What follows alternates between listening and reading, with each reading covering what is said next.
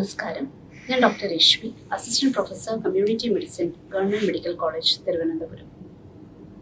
മഴ നമുക്ക് എല്ലാവർക്കും ഇഷ്ടമാണ്. എന്നാൽ അതിനോടൊപ്പം പല രോഗങ്ങളും എത്തുന്നതായി നമ്മൾ ശ്രദ്ധിച്ചിട്ടുണ്ട്. ഇത് തടയാനായി ചില മുന്നൊരുക്കങ്ങൾ നമുക്ക് ചെയ്യാം. കണക്കുകൾ പരിശോധിച്ചാൽ ഇന്ത്യയിൽ കഴിഞ്ഞ വർഷം 1,00,000-ലേറെ ഡെങ്കി കേസാണ് റിപ്പോർട്ട് ചെയ്യപ്പെട്ടിട്ടുള്ളത്. അതിൽ 130 മരണങ്ങളും റിപ്പോർട്ട് ചെയ്യപ്പെട്ടിട്ടുണ്ട്. എന്നാൽ ഇതിന്റെ 200 മടങ്ങാണ് റിപ്പോർട്ട് ചെയ്യപ്പെടാതെ പോകുന്ന കേസുകളുടെ എണ്ണം. കേരളത്തിൽ 2025 10,000-ഓളം ഡെങ്കി കേസുകൾ റിപ്പോർട്ട് ചെയ്യപ്പെടുകയും 65 മരണങ്ങൾ രേഖപ്പെടുത്തുകയും ചെയ്തു. ലെപ്റ്റോസ്പൈറോസിസ് അഥവാ എലിപ്പനി 3000 കേസും 209 മരണങ്ങളും രേഖപ്പെടുത്തി. ഈ അവസരത്തിലാണ് മുന്നൊരുക്കങ്ങളുടെ പ്രസക്തി. ഇതിനായി നമുക്ക് ചെയ്യാൻ പറ്റുന്ന കാര്യങ്ങൾ എന്തെല്ലാമാണെന്ന് നോക്കാം. ഒന്നാമതായി, മഴക്കാലം തുടങ്ങുന്നതിന് മുന്നേ ഒരു 10 മിനിറ്റ് സമയമെടുത്ത് നമുക്ക് നമ്മുടെ വീടും പരിസരവും പരിശോധിക്കാം. വീട്ടിലും പരിസരത്തും വെള്ളം കെട്ടിക്കിടക്കുന്ന സാഹചര്യം നമുക്ക് ഒഴിവാക്കാം. വീടുകളിലെ ടെറസ്, അതിൻ്റെ ഡ്രെയിനുകൾ എന്നിവ വൃത്തിയാക്കാം. അടഞ്ഞിരിക്കുന്ന കരിയിലകൾ നീക്കം ചെയ്യാം. വീടിൻ്റെ പരിസരത്തുള്ള ടയർ, ചിരട്ട, പ്ലാസ്റ്റിക് കുപ്പി, ടിൻ എന്നിവ നമുക്ക് ആഴ്ചയിൽ ഒരിക്കലെങ്കിലും കമിഴ്ത്തിയിടാം. നമുക്കറിയാം, വെള്ളിയാഴ്ചകൾ സ്കൂളുകളിലും, ശനിയാഴ്ചകളിൽ സ്ഥാപനങ്ങളിലും, ഞായറാഴ്ചകൾ വീടുകളിലും നമുക്കിത് പ്രാവർത്തികമാക്കേണ്ടതുണ്ട്.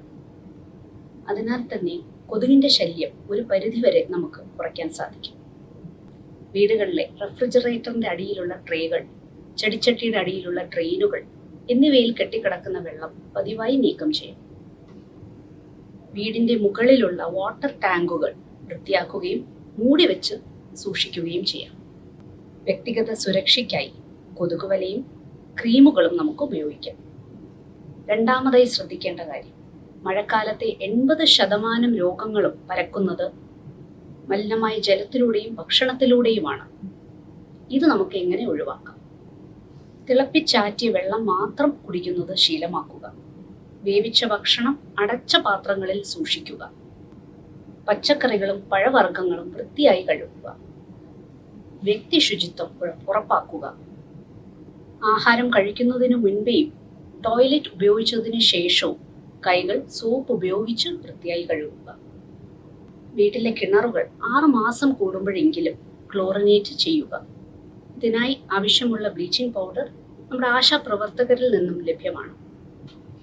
കുഞ്ഞുങ്ങളിൽ പ്രതിരോധ കുത്തിവയ്പ്പുകൾ കൃത്യമായ സമയത്തെടുക്കാൻ ഓർക്കുക.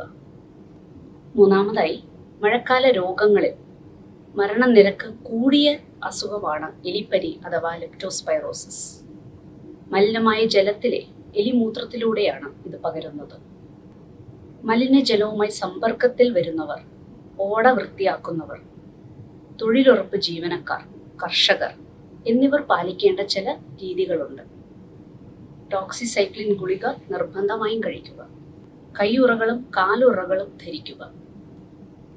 മുറിവുകൾ ഉടൻ തന്നെ വൃത്തിയാക്കുക. ഇതിൽ പ്രധാനമായും ശ്രദ്ധിക്കേണ്ട കാര്യം, പനി ഒരു രോഗലക്ഷണം മാത്രമാണ്. അത് സ്വയം ചികിത്സ ചെയ്യാതിരിക്കുക. കൃത്യമായ രോഗനിർണയത്തിലൂടെ ശരിയായ ചികിത്സ ഉറപ്പുവരുത്തുക. സമൂഹത്തിലെ ഉത്തരവാദിത്ത ബോധമുള്ള അംഗമെന്ന നിലയിൽ ശുചിത്വ യജ്ഞങ്ങളിൽ പങ്കാളിയാവുക എന്നത് നമ്മുടെ കടമയാണ്. ഇതിനായി നമുക്ക് ഒന്നിച്ചു പ്രവർത്തിക്കാം. പ്രതിരോധം അനുദിനം. നന്ദി.